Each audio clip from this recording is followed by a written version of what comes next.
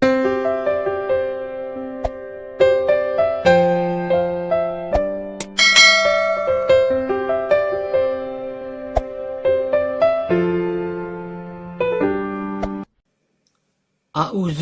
minasyaitonirrajim. Bismillahirrahmanirrahim. Assalamualaikum warahmatullahi wabarakatuh. Hadis berbicara tentang manfaat sedekah dan sedekah yang paling utama. Banyak sekali ayat Al-Quran dan hadis berbicara tentang sedekah. Sini akan kami sampaikan 8 hadis tentang manfaat sedekah dan 6 sedekah yang paling utama. 1. Dari Ibnu Mas'ud radhiyallahu anhu, Nabi Shallallahu alaihi wasallam bersabda, sedekah dengan rahasia bisa memadamkan murka Allah. Sahih At-Taghrib 888.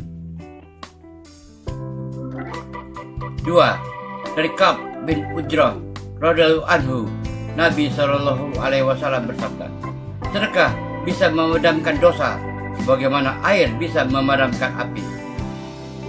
Sahih At-Taghrib nomor 866. 3. Dari Uqbah bin Amir radhiyallahu anhu, Nabi Shallallahu alaihi wasallam bersabda, sesungguhnya sedekah akan memadamkan panas kubur bagi pelakunya. Sungguh pada hari kiamat seorang mukmin akan berlindung di bawah naungan sedekahnya.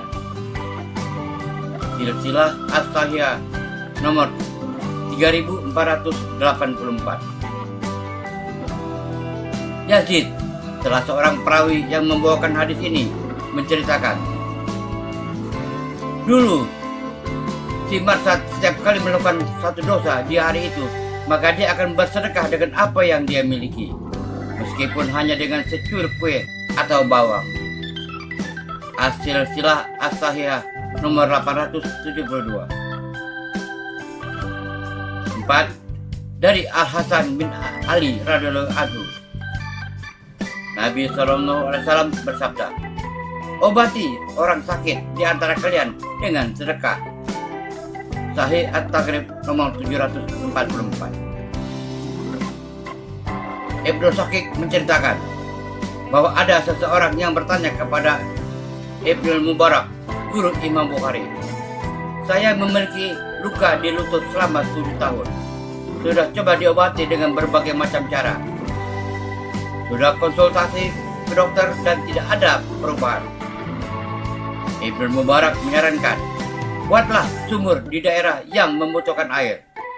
Saya berharap akan menghasilkan sumber air dan menyumbat darah yang keluar.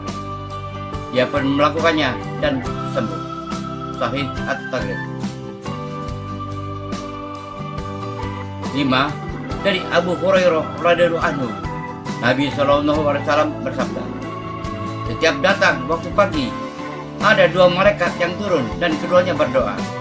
Malaikat pertama memohon kepada Allah, ya Allah, berikanlah ganti bagi orang yang memberikan nafkah. Sementara malaikat yang satunya berdoa, ya Allah, berikanlah kehancuran bagi orang yang pelit. Hadis riwayat Bukhari dan Muslim. 6. Dari Al-Haris Al-Asy'ari radhiyallahu anhu, Nabi Shallallahu alaihi wasallam bercerita tentang wasiat Nabi Yahya kepada Bani Israel. Salah satu isi wasiat itu, Nabi Yahya mengatakan, aku perintahkan kalian untuk banyak sedekah. Perumpamaan sedekah seperti orang-orang yang ditawan oleh musuhnya dan tangannya diikat di lehernya. Ketika mereka hendak dipenggal kepalanya, dia bertanya, bolehkah aku tebus diriku sehingga tidak kalian bunuh? Kemudian dia memberikan yang dimiliki, sedikit atau banyak, sampai dia berhasil menebus dirinya. Sahih At-Taghrib nomor 877.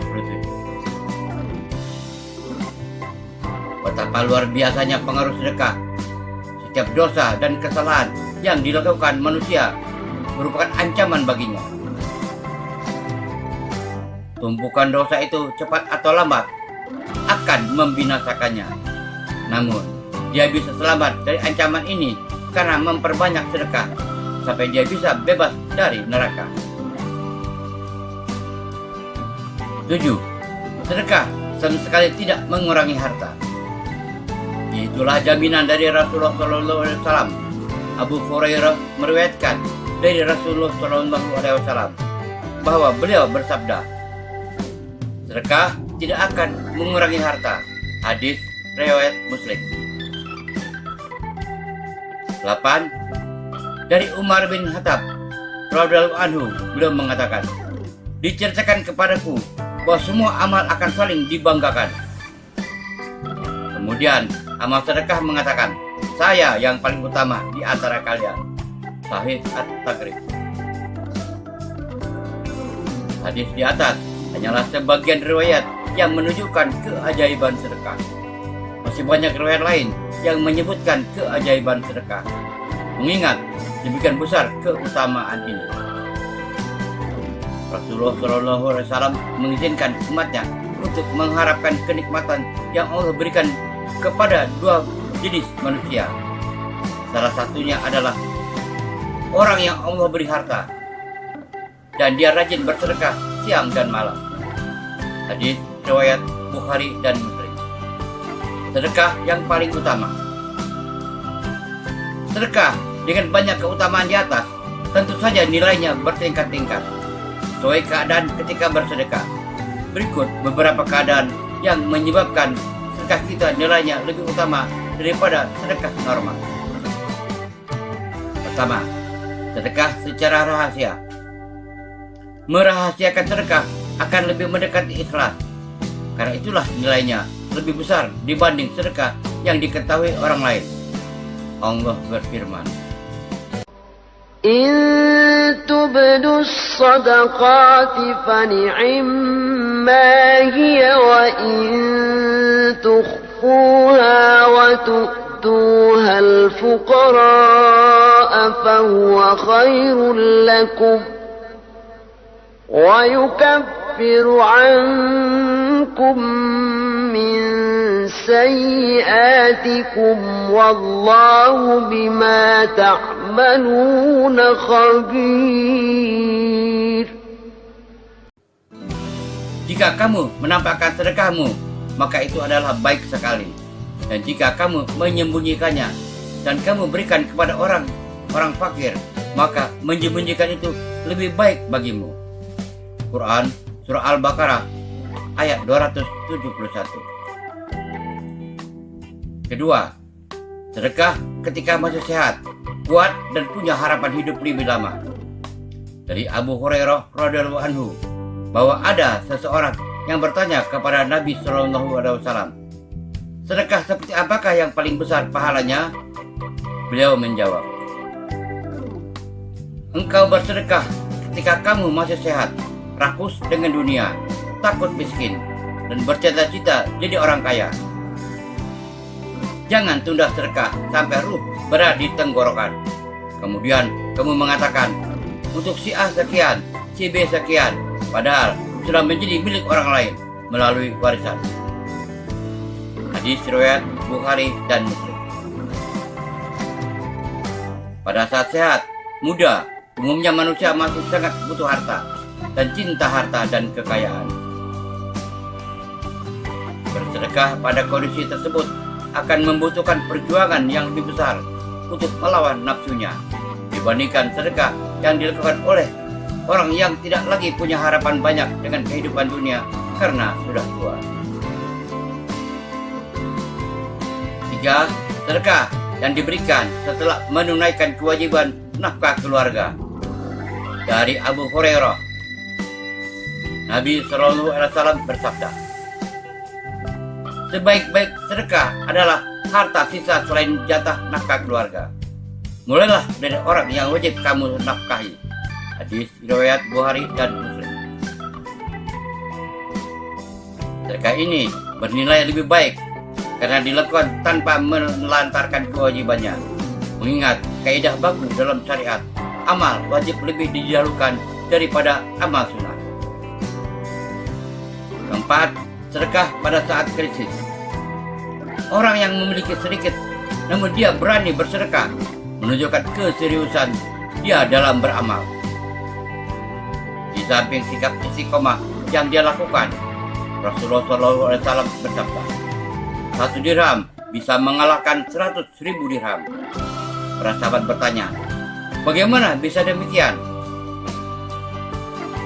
Ada orang yang memiliki 2 dirham, kemudian dia sedekahkan 1 dirham. Sementara itu, ada orang yang memiliki banyak harta, kemudian dia mengambil 100.000 dirham untuk sedekah. Hadis riwayat Nasa'i dan dinilai hasan oleh Al-Albani. Kelima, nafkah untuk keluarga. Barangkali banyak kepala keluarga yang belum terbayang, ternyata nafkah yang kita berikan kepada keluarga sejatinya bisa bernilai pahala, dengan syarat dilakukan dalam rangka mengharapkan pahala Allah. Nabi SAW bersabda, seseorang yang memberikan nafkah kepada keluarganya dengan mengharapkan pahala dari Allah, maka itu bernilai sedekah. Hadis riwayat Bukhari dan Muslim. Bahkan nafkah keluarga yang diniatkan untuk beribadah kepada Allah nilainya lebih besar dibandingkan yang disumbangkan untuk orang miskin. Karena nafkah keluarga hukumnya wajib. Nabi SAW bersabda, ada 4 dinar. 1 dinar kau berikan ke orang miskin, 1 dinar kau sumbangkan untuk membebaskan budak, 1 dinar untuk jihad fisabilillah, dan 1 dinar yang kau jadikan nafkah untuk keluarga. Yang paling utama adalah 1 dinar yang kau nafkahkan untuk keluarga. Hadis riwayat Muslim. Keenam, sedekah kepada kerabat. Sedekah ini lebih utama karena nilainya ganda. Sedekah sekaligus mempererat silaturahim.